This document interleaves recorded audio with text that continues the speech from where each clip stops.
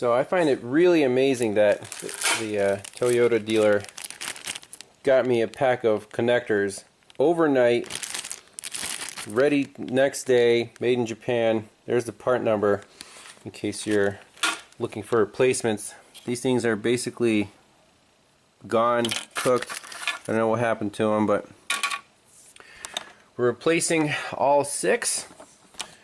And also, the owner wants me to address the oil leak. That's the 2 camshaft seals behind this timing belt cover, so we're going to have to take off the timing belt, the cam sprockets, probably the valve covers to take the cam cap off and easily install replacement oil seals. But that's all this car needs, and we'll button it back up, take it for a spin. Hopefully no more misfires, no more oil leaks.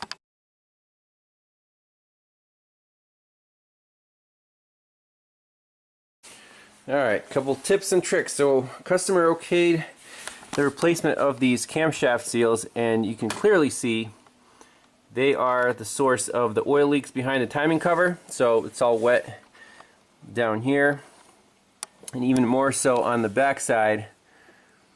It's all dripping down and actually making a spot on the ground, so they are leaking quite a bit.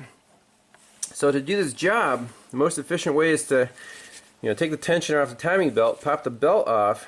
We need to take these cam sprockets off, then this rear timing cover, and then the valve cover too. Take the cam cap off so the seal can easily be extracted and replaced. You don't really want to risk, putting a screw in and trying to extract it along the camshaft. That could score something. But these bolts for the camshaft sprockets are pretty stuck in there.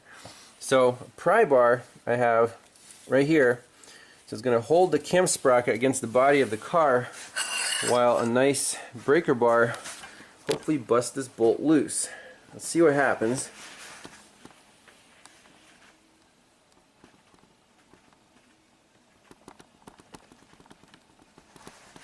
Oh, wow. It worked. Whew, man, that was a tight bolt. So we got the method down. The rear one's going to be a little tougher to get to. Just nuts and bolts. I'll get the new cam seals on. We'll practice with this one. Do this valve cover, pop the new seal in, and then do the rear bank, which involves taking off the entire intake manifold, at least upper plenum. Well, here's camshaft bolt number 2. Got the pry bar against the bracket, and I already cracked it loose. It seems to be a little more friendly. Let's loosen up a little more, and then it should be a little easier. Yep, so absolutely confirmation of the leaky seals.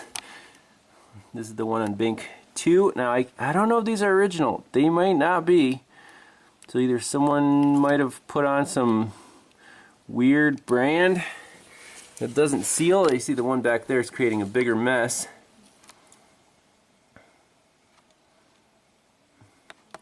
You can see the valve cover gaskets are brand new. No leaks there.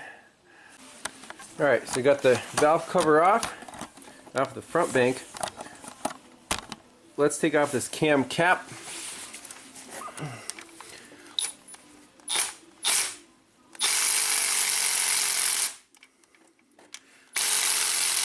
I gotta recharge my Milwaukee.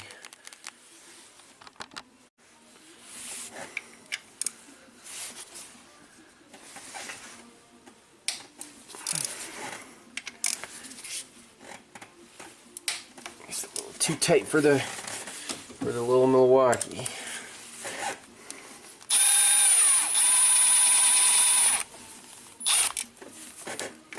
Let's try the pliers here. There we go.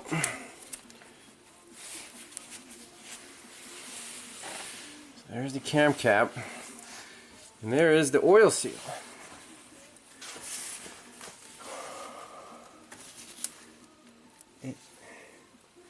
Why is it so loose on here? It's almost like, I don't know if it's original or not.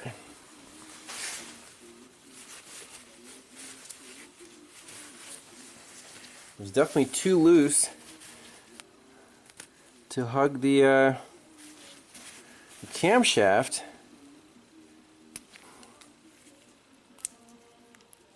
This is rock hard. This sealing surface. Look at that. Boom. So if these are original, then that's their problem.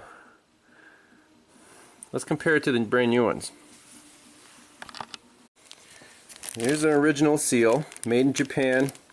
There's the part number right from the dealership. Let's compare.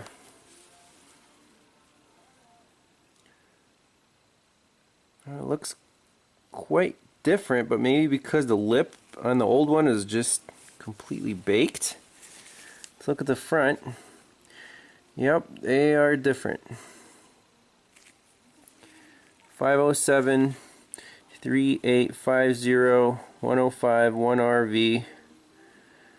So the part numbers seem to match up. And considering how baked these are probably original. So I guess they were never touched.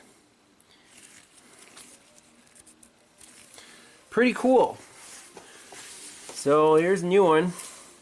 Take a little bit of this engine oil and spread it around.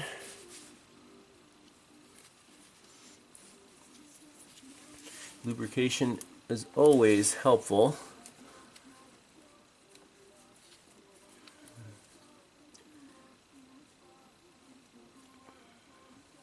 Okay, here we go.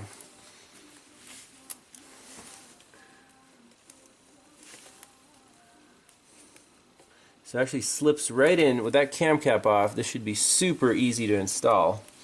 And I'm assuming it goes up. Yep, it goes in as far as it can into the head casting. And that's it. So the rear one's leaking more because there's more heat back there. And it got even more baked.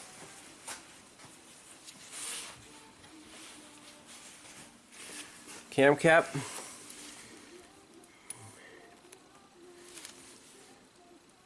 This should definitely fix up his oil leak issue, which is awesome.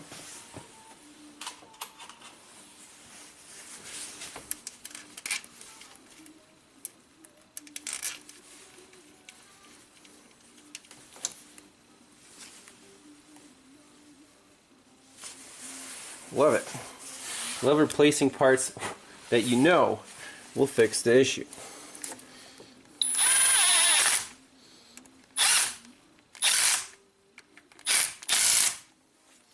So we'll torque those down by hand. Pop the valve cover back on. Then we'll do the rear bank, which is have a lot more stuff in the way. Alright, so removing this upper intake plenum. Again, Toyota makes it pretty straightforward. So just go around the perimeter, unhook any hoses, keep in mind what's going to stay with the plenum and what's going to stay with the engine. So like the PCV valve, that's going to stay with the plenum. There's two support brackets back here, 1 and 2, and then 2 ground eyelets. There's one there and one behind here, don't forget that one. And I like to put the fasteners right here, kind of in order along the, the cowl, that way you won't forget anything. EGR valve has to come off, so the pipe is right there. Throttle body, I just kind of tie it back so you don't have to disconnect any coolant lines or any of the electrical connections or throttle cables. So just a couple of vacuum lines here and there. And all we have left is these 4 main fasteners. You crack loose.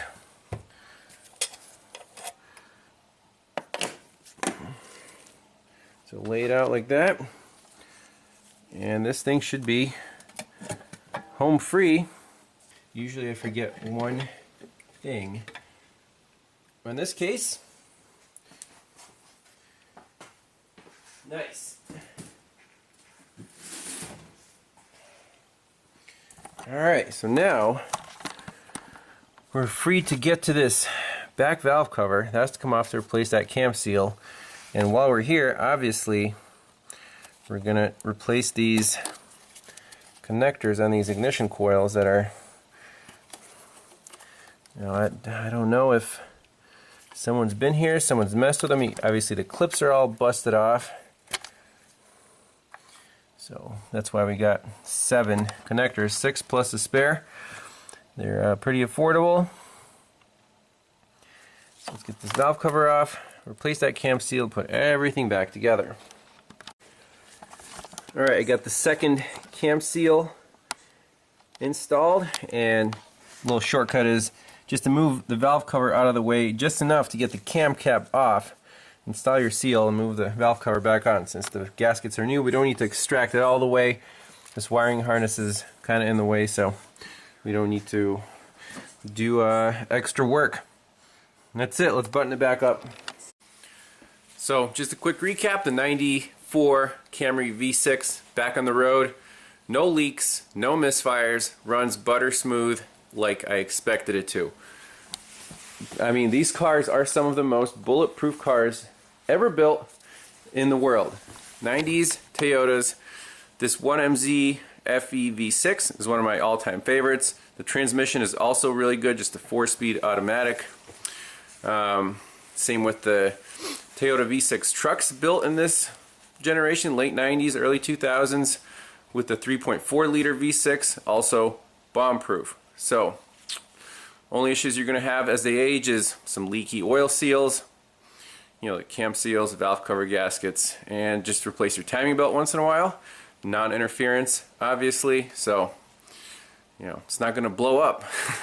Just change your oil every 5,000 miles, full synthetic.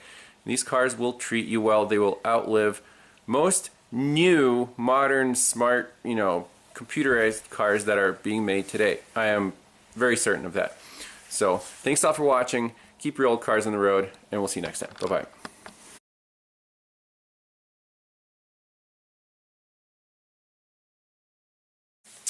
So, update on the 94 Toyota Camry. Customer picked it up, drove it back home. Everything was perfect. He said the oil leak disappeared, all the residual oil drained down. Happy about that. About 4 days later, well, no, on the second day, the check engine light came back on. Car still ran perfect. 4 days since he picked it up, he said, boom, it started misfiring. He, you know, drove it home with less than half throttle, made it home, and he's like, you know, he's about 2 hours away. I'm like, how do I get codes out of this car? So I told him, you need a snap-on scanner. And I have an old snap-on collecting dust on the bench. This thing, the famous red brick MT2500. So he's like, I'll buy it off of you. So I gave him a price. He's going to pick it up and he's going to scan the car himself. And then he'll let me know what codes come up. So this thing was my first OBD1 scanner once I figured out the original Autel couldn't do cars older than 96. And, you know, when did I get that thing? Almost 10 years ago, I picked this up on eBay to do older cars. And, you know, it worked fine until got the Modus, then got the first Verus, then got the Verus Pro. So this thing, I pre-programmed the car, so all he has to do is plug in the OBD2 port into his car, and this will come up, and you're like, yep, it's already 94 Toyota 1MZFE V6. And you need the K2A whatever personality key. So right now I'm powering it off the Bob, and I have power coming in from the power supply here.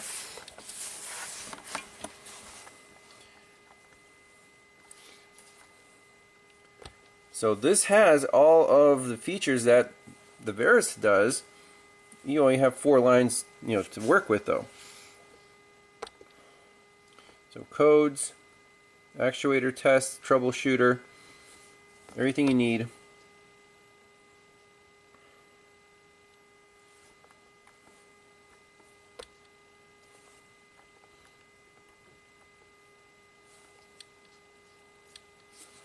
Cool. So once he lets me know what the codes are, I'm suspecting a failing igniter. I mean, maybe it got really hot under the hood. One of those transistors decided to crap out. He says once it cools down, runs perfect. That matches the symptoms. Very similar to the 97 Honda Passport V6 that we saw, also intermittent misfire. Turned out to be the igniter box. So we'll continue this once we get some more information. If the problem is this intermittent, if it occurs like once a week, I would say get a spare igniter, even if it's, I don't know if you can find an OEM one, but I think Standard Motor Products makes one. Plug it in, drive it around, see if it works. I mean, it's about a $500 ignition module, but to get the car running right, and if it's so intermittent, that's my first logical conclusion. So we'll do a follow-up once the customer scans this own car for codes.